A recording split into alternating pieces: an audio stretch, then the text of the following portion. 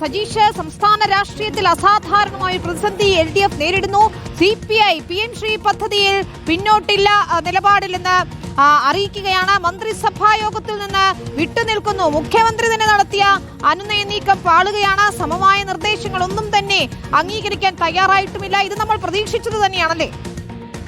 വിനീത, തീർച്ചയായിട്ടും CPI സംബന്ധിച്ചിടത്തോളം അവരുടെ രാഷ്ട്രീയ അസ്തിത്വം നിലനിർത്താനുള്ള ഏറ്റവും ഒടുവിലത്തെ അല്ലെങ്കിൽ ഏക വഴി എന്ന രീതിയിൽ തന്നെയാണ് ഇപ്പോൾ ഒരു കടുത്ത തീരുമാനത്തിലേക്ക് ആ പാർട്ടി നേതൃത്വം പോയിരിക്കുന്നത്. അടുത്ത മന്ത്രിസഭാ യോഗത്തിൽ നിന്ന് അവർ വിട്ടുനിൽക്കുകയാണ്. തുടർന്നുള്ള മന്ത്രിസഭാ യോഗങ്ങളിൽ നിന്ന് പൂർണ്ണമായി വിട്ടുനിൽക്കുമോ, മന്ത്രിസഭയിൽ നിന്ന് പൂർണ്ണമായി മന്ത്രിമാരെ പിൻവലിക്കുമോ എന്നതുൾപ്പെടെയുള്ള കാര്യങ്ങളിൽ വ്യക്തത വരേണ്ടതുണ്ട്. പക്ഷേ ഇപ്പോഴെടുത്ത തീരുമാനം കടുത്തത് തന്നെയാണ്. നമുക്കറിയാം 2017 തോമസ് ചാണ്ടി വിവാദം ഉണ്ടായിരുന്ന സമയത്ത് അന്ന് കാനം രാജേന്ദ്രൻ മന്ത്രിമാരോട് മന്ത്രിസഭാ യോഗത്തിൽ പങ്കെടുക്കരുത് എന്ന് പറഞ്ഞിരുന്നു. അത് തീർത്തും അപ്രതീക്ഷിതമായ ഒരു സർജിക്കൽ സ്ട്രൈക്കായിട്ട് ബാധിക്കുകയും പിന്നീട് തോമസ് ചാണ്ടിയുടെ രാജിയിൽ കലാശിക്കുകയും ചെയ്തു.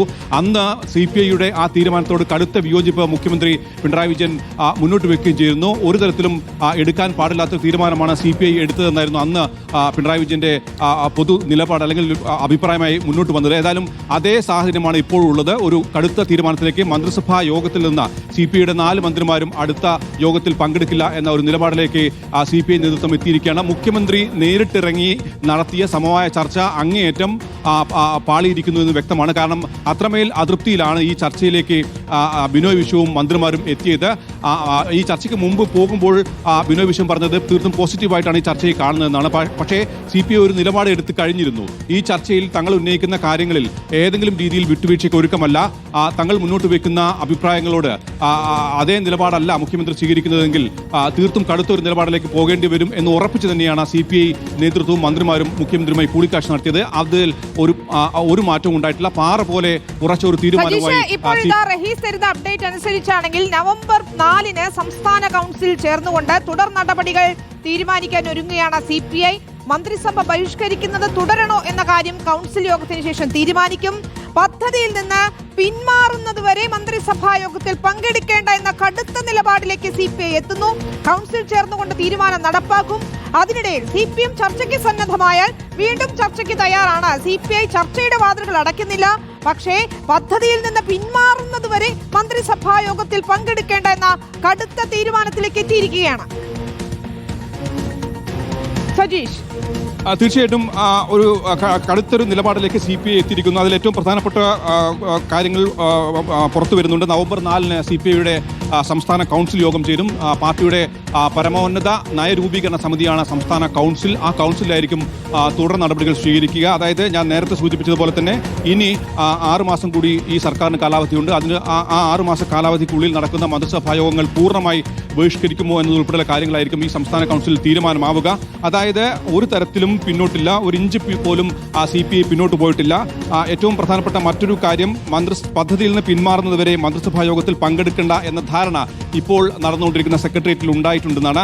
ഈ തീരുമാനമാണ് നവംബർ 4 നടക്കുന്ന കൗൺസിൽ യോഗത്തിൽ നടപ്പിലാക്കാൻ പോകുന്നത്. ഏതായാലും CPI സംബന്ധിച്ചിടത്തോളം അവരുടെ രാഷ്ട്രീയ അസ്തിത്വം ചോദ്യം ചെയ്ത ഒരു ഘട്ടത്തിലാണ് ഈ ഒരു കടുത്ത നിലപാടിലേക്ക് അവർക്ക് പോകേണ്ടി വന്നത്. തദ്ദേശ തെരഞ്ഞെടുപ്പും നിയമസഭാ തെരഞ്ഞെടുപ്പും പടിവാതിക്കൽ എത്തി നിൽക്കെ മുന്നണിയിലെ പ്രബലമായ രണ്ടാമത്തെ കക്ഷി ഈ ഒരു തീരുമാനത്തിലേക്ക് പോകണമെങ്കിൽ അത്രമേൽ അവരെ വേദനിപ്പിച്ച ഒരു തീരുമാനത്തിന് പുറത്താണ് അതുണ്ടായത്. ആ രീതിയിൽ ഒരു കടുത്ത നിലപാടിൽ നിന്ന് പിന്നോട്ട് പോയി കഴിഞ്ഞാൽ അണികൾക്ക് മുന്നിൽ പോലും തങ്ങൾക്ക് കാരണം ബോധിപ്പിക്കാൻ ഉണ്ടാവില്ല എന്ന് വ്യക്തമായ ഒരു ബോധ്യം CPI നേതൃത്വത്തിനുണ്ടായിരുന്നു. അതുകൊണ്ട് തന്നെയാണ് ഒരു കടുത്ത നിലപാടിലേക്ക് CPI നേതൃത്വം പോയിരിക്കുന്നത്. ഏതായാലും മന്ത്രിസഭാ യോഗം CPI ബഹിഷ്കരിക്കുന്നതിലൂടെ തന്നെ LDFനെയും സർക്കാരിനെയും അത് വലിയ തോതിൽ രാഷ്ട്രീയ പ്രതിസന്ധിയെ ഉലയ്ക്കുമെന്ന് ഉറപ്പാണ്. സജീഷ്, TV പ്രസാദ് കൂടി ചേരുകയാണ്. പ്രസാദ്, ബിനോയ് വിശ്വം കഴിഞ്ഞ വാർത്താ സമ്മേളനത്തിൽ കൃത്യമായി തന്നെ ചോദിച്ചു, ഇതെന്ത് സർക്കാരാണ്, എങ്ങനെയാണ് ഇങ്ങനെ തീരുമാനങ്ങൾ എടുക്കാൻ കഴിയുന്നതെന്ന്. പക്ഷേ CPI അവരുടെ നിലപാടിൽ ഉറച്ചു നിൽക്കുന്നു. പക്ഷേ LDFിൽ ഒരു വലിയ പൊട്ടിത്തെറി എന്ന് തന്നെ നമ്മൾ പറയണം.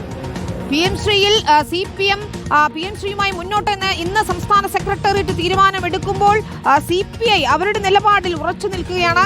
അസാധാരണമായ ഒരു പ്രതിസന്ധി രാഷ്ട്രീയ കേരളം കാണുന്നു. എത്ര നാൾ ഈ ബഹിഷ്കരണം എന്ന ചോദ്യത്തിന് ഇപ്പോഴിതാ നവംബർ 4-ന് സംസ്ഥാന കൗൺസിൽ ചേർന്നുകൊണ്ട് തുടർ നടപടികൾ തീരുമാനിക്കാം എന്നതിലേക്ക് എത്തുന്നു. മാത്രമല്ല പദ്ധതിയിൽ നിന്ന് പിന്മാറുന്നതുവരെ മന്ത്രിസഭാ യോഗത്തിൽ പങ്കെടുക്കേണ്ട എന്ന ധാരണയിലേക്ക് കൂടിയാണ് എത്തുന്നത്. വിനീത, അത് തന്നെയാണ് CPIയെ സംബന്ധിച്ചിടത്തോളം ഇതൊരു നിർണായക ഘട്ടമാണ്. അതായത് ഒരു രാഷ്ട്രീയ അസ്തിത്വത്തിൻ്റെ കൂടി പ്രശ്നമാണ്. വിശ്വാസമില്ലാത്ത ഒരാളായി അല്ലെങ്കിൽ ഒരു പ്രസ്ഥാനമായി CPI മാറുന്നു എന്നുള്ളതാണ് CPM-ന്റെ തീരുമാനത്തിലുള്ളത്. മന്ത്രിസഭാ യോഗത്തിൽ കൃത്യമായ എതിർപ്പ് രേഖപ്പെടുത്തി കഴിഞ്ഞാൽ സ്വാഭാവികമായി ആ കക്ഷിയെ ബോധ്യപ്പെടുത്തേണ്ട ബാധ്യത മുഖ്യകക്ഷി എന്ന നിലയിൽ CPIM-നുണ്ട്, അതല്ലെങ്കിൽ മുഖ്യമന്ത്രിക്കുണ്ട്. അത് ഇക്കാര്യത്തിൽ ഉണ്ടായില്ല എന്നുള്ളതാണ്.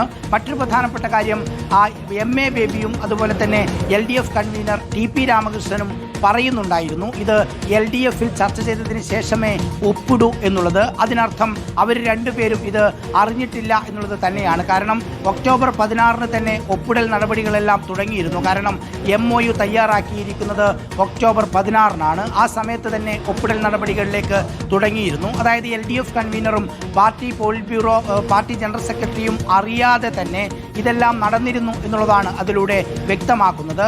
CPI-യുടെ മന്ത്രിമാരോ CPI-യോ ഇതറിഞ്ഞതേ ഇല്ല എന്നുള്ളതാണ് പ്രധാനപ്പെട്ട കാര്യം. മാത്രമല്ല ഒക്ടോബർ 16 ഈ നടപടി തുടങ്ങിയതിന് ശേഷം ഒരു മന്ത്രിസഭാ യോഗം കഴിയുകയും ചെയ്തു.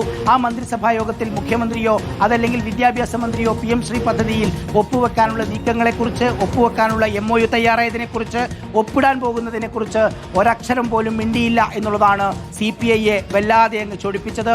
മറുപടി പോലും പറയാൻ പറ്റാത്ത വിധം അണികളുടെ മുന്നിൽ വേർക്കുകയാണ് CPI-യുടെ സംസ്ഥാന നേതൃത്വം. ആ മന്ത്രിസഭ ബഹിഷ്കരണത്തിൽ കുറഞ്ഞ് ഒരു തീരുമാനവും എടുക്കാൻ പാടില്ല എന്ന നിലയിലേക്ക് തന്നെയാണ് മന്ത്രിമാർ ഉൾപ്പെടെയുള്ളവർ പറയുന്നത്. കാരണം കടുത്ത നിലപാടിൽ ഇത് വേണം, ഇതൊരു നയത്തിൻ്റെ പ്രശ്നമാണ്. ആ CPIM-നെ കൊണ്ട്, മുഖ്യമന്ത്രിയെ കൊണ്ട്, വിദ്യാഭ്യാസ മന്ത്രിയെ കൊണ്ട് PM ശ്രീയിൽ ഒപ്പിട്ട നടപടി തിരുത്തിക്കാൻ, അതിലൊരു രാഷ്ട്രീയ തീരുമാനം പ്രഖ്യാപിക്കാൻ, ആ പദ്ധതിയുമായി ഞങ്ങളില്ല എന്ന് പ്രഖ്യാപിക്കാൻ